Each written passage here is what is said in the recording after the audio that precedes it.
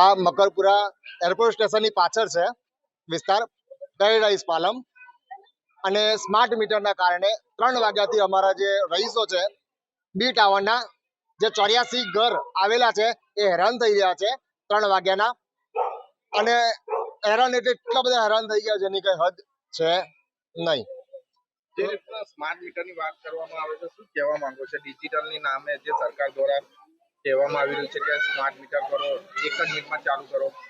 અમારું એક જ વસ્તુ છે, જે સરકારી ખાતાવાળા છે અને એના સિવાય જે બી સરકારી અધિકારીઓ છે, પહેલા સ્માર્ટ મીટર એમની ત્યાં લગાવો, પછી અમારા ત્યાં લગાવો, નહીં તો અમારા સ્માર્ટ મીટર જોઈતા છે નહીં. કેટલા વાગ્યાથી લાઇટ નહીં? તમે જ્યારે જીબીને કોન્ટેક્ટ કર્યું ત્યારે શું કહેવામાં આવ્યું?